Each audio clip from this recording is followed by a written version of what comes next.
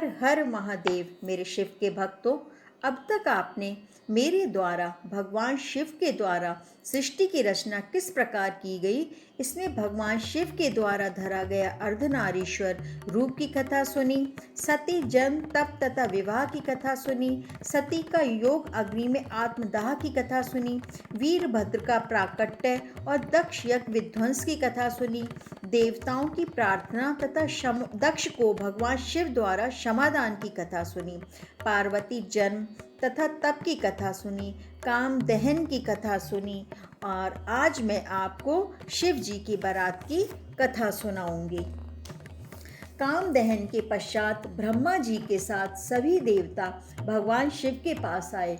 उन्होंने शिव जी की प्रशंसा करते हुए उनकी स्तुति की। भगवान शिव ने देवताओं से पूछा, देवताओं, तुम्हारे आगमन का क्या कारण है? देवताओं ने कहा, प्रभु, आपने कामदेव को भस्म कर रति को वरदान दिया, ये बड़ा अच्छा किया। दंड देकर कृपा करना आपका सहज स्वभाव है। भगवती पार्वती ने आपको पति रूप में प्राप्त करने के लिए कठोर तप किया है। अब आप हम देवताओं की विनती सुनकर पार्वती जी को पत्नी रूप में स्वीकार करें तथा संसार को ऐसा पुत्र दें जिससे तारकासुर के अत्याचार से जगत का उद्धार हो। भगवान शिव ने विवाह करना स्वीकार कर लिया। सप्त ऋषियों ने उनके आदेश से हिमवान के घर जाकर सारा समाचार कह सुनाया। हिमवान प्रसन्न हुए। उन्होंने शुभ दिन का विचार कर लग्न पत्रिका सप्त ऋषियों को सौंप दी। सप्त ऋषियों ने वह पत्रिका ब्रह्मा जी को दी। चारों तरफ आनंद छा गया। आकाश से फूलों की वर्षा होने लगी। नाना प्रकार के बाजे बजने लगे। दसों दिशाओं में मंगल कलश सजा दिए गए। भगवान शिव के आदेश से देव ऋषि नारद ने संपूर्ण देवताओं को निमंत्रण दिया। भगवान विष्णु के साथ संपूर्ण देवता नाना वाहनों पर सवार होकर कैलाश आए। ब्रह्मा जी ने विधि पूर्वक मंडप स्थापन, नंदी मुख श्राद्ध आदि के साथ मांगलिक कृत्य शिव जी से संपन्न करवाए। शिवगणों ने नाना प्रकार से भगवान शिव का श्रृंगार किया। तदंतर ब्राह्मणों को आगे करके महादेव ने प्रसन्नता पूर्वक कैलाश से प्रस्थान किया। भगवान शंभु ने नंदी आदि गणों को अपने साथ हिमाचलपुरी चलने की आज्ञा देते हुए कहा, तुम लोग थोड़े से गणों को यहाँ देखकर शेष सभी मेरे साथ हिमवान के नगर चलो। भगवान भूत भावन का आदेश मिलते ही नंदी तथा वीरभद्र आदि गणराज असंख्य कोटि गणों तथा भूतों को साथ लेकर चले। उसी समय चंडी देवी भी रुद्रदेव की बहन बनकर खूब उत्सव मनाती हुई आ पहुंची। उनका वाहन प्रेत था।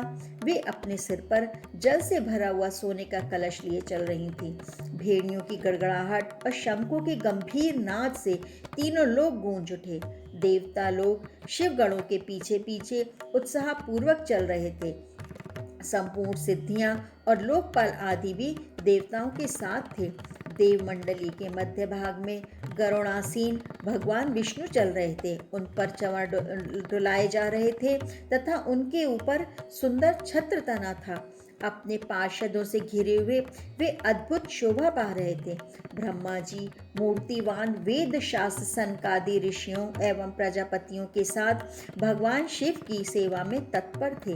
देवराज इंद्र भी नाना प्रकार के आभूषणों से विभूषित हो ऐरावत हाथी पर आरूढ़ होकर अपनी सेना के साथ चलते हुए अत्यंत तेज से प्रकाशित हो रहे थे।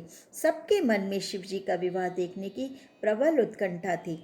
नाचते गाते हुए चल रहे थे। संपूर्ण मातृकाएं, देवकन्याएं, देवंगनाएं आदि भी शंकर जी के विवाह में सम्मिलित होने के लिए बड़ी प्रसन्नता से चल रही थीं।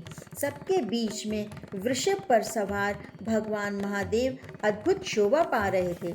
इस प्रकार आनंद मनाती हुई ये विचित्र बारात हिमवान के नगर समीप पहुंची।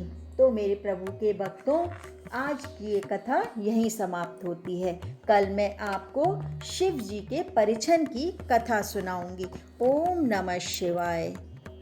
हर हर महादेव। मेरे शिव के भक्तों, अब तक आपने मेरे द्वारा भगवान शिव के द्वारा सृष्टि की रचना किस प्रकार की गई, इसमें भगवान शिव के द्वारा धरा गया अर्धनारीश्वर रूप की कथा, सती जन्म तथा विवाह की कथा, सती का योग अग्नि में आत्मदाह की कथा सुनी, वीरभद्र का प्राकट्य और दक्ष यज्ञ के विध्वंस की कथा, देवताओं की प्रार्थना तथा क्षमा, दक्ष को भगवान शिव द्वारा क्षमादान की कथा, पार्वती जन्म तथा तप की कथा सुनी, काम दहन की कथा, शिव जी के बारात की कथा सुनी।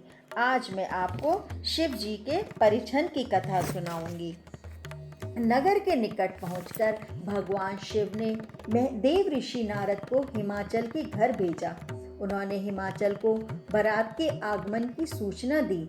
हिमवान ने जब ये सुना कि सर्वव्यापी शिव मेरे नगर के निकट आ पहुँचे हैं, तब उनकी प्रसन्नता का ठिकाना न रहा। बहुत सा सामान एकत्र करके तथा ब्राह्मणों एवं पर्वतों को साथ लेकर वे भगवान सदाशिव की अगवानी करने चले। वृषभारूढ़ भगवान शिव का दर्शन कर हिमवान धन्य हो गए। करोड़ों कामदेवों की छवि को मलिन करने वाले महेश्वर की शोभा अद्भुत थी। उनके दिव्य अंगों के प्रकाश से संपूर्ण दिशाएं प्रकाशित हो रही थीं। उनका श्री अंग नूतन रेशमी वस्त्र से सुशोभित था। उनके मस्तक का दिव्य मुकुट नाना रत्नों से जड़ा हुआ था, जिसके आंखों को चौंधिया देने वाला प्रकाश निकल रहा था। आभूषण बने हुए सर्प उनकी अंग कांति को द्विगुणित कर रहे थे। गिरिराज ने सबको सादर प्रणाम किया। तदंतर भगवान शिव की आज्ञा से बारात की अगवानी करते हुए वे अपने नगर की ओर चले। हिमवान के पीछे महादेव जी अपने बारातियों के साथ शीघ्रता पूर्वक चलने लगे। पार्वती की माता मैना के भीतर अहंकार था। महेश्वर शिव उसे नष्ट करना चाहते थे, इसलिए उन्होंने भगवान विष्णु और ब्रह्मा जी से कहा, आप दोनों मेरी आज्ञा से देवताओं सहित अलग अलग गिरिराज के द्वार पर पहुँचे, हम पीछे से आएंगे। शिव जी की आज्ञा शिरोधार्य कर सर्वप्रथम भगवान विष्णु हिमवान के द्वार पर पधारे। वे संपूर्ण शोभा से संपन्न थे। उनका सौंदर्य करोड़ों कामदेवों को लज्जित कर रहा था। उन्हें देखकर मैना के नेत्र चकोर बन गए। उन्होंने प्रमुदित होकर नारद जी से पूछा, नारद, क्या ये ही मेरी शिवा के पति हैं? नारद जी बोले, देवी, ये शिवा के पति नहीं, ये तो भगवान श्रीहरि हैं। ये भगवान शिव के संपूर्ण कर्मों के अधिकारी तथा उनके प्रिय हैं। शिवा के पति तो इनसे भी बढ़कर हैं। उनकी शोभा का वर्णन ही नहीं किया जा सकता। इसी प्रकार एक एक करके सभी देवता आते, मैना उनका परिचय पूछती और नारद जी उनको महेश्वर शिव का सेवक बतलाते।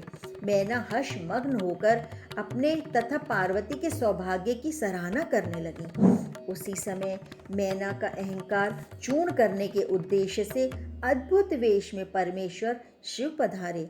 वे स्वयं तो अद्भुत थे ही, उनके अनुचर और भी अद्भुत थे। कुछ के मुख टेढ़े थे तो कुछ अत्यंत कुरूप दिखाई देते थे, कुछ लंगड़े थे तो कुछ अंधे, कुछ के मुख ही नहीं थे तो कुछ बहुत मुख वाले थे। सभी विचित्र वेशभूषा धारण किए हुए थे। उनके बीच में भगवान शंकर वृषभ पर सवार थे। उनके 5 मुख थे और प्रत्येक मुख पर 3-3 नेत्र थे। मस्तक पर जटा, जूट, गले में सर्पों की माला, 10 हाथ, हाथ में पिनाक, त्रिशूल, आंखें भयानक। विचित्र वेश था शिव जी का। अपने दामाद का ये रूप देखकर मैना के हाथों से थाली छूट गई। भय से व्याकुल होकर वे पृथ्वी पर गिर पड़ी। उन्होंने पार्वती से कहा, मैं तुम्हें लेकर पहाड़ से गिर पड़ूंगी, आग में जल जाऊंगी या समुद्र में कूद पड़ूंगी, पर जीते जी मैं इस बावले वर से तुम्हारा विवाह न करूंगी। मैना का अहंकार मर्दन कर भगवान शिव ने उन पर कृपा की। उन्होंने करोड़ों कामदेवों को लज्जित करने वाला दिव्य स्वरूप धारण किया। उस परम आनंददायक शिव स्वरूप का दर्शन करके मैना धन्य हो गई। वे अपने दामाद की शोभा देखते हुए उनकी आरती उतारी और घर में चली गईं। तो मेरे प्रभु के भक्तों, ये थी शिव परिछन की कथा। कल मैं आपको शिव पार्वती के विवाह की कथा सुनाऊंगी। ओम नमः शिवाय।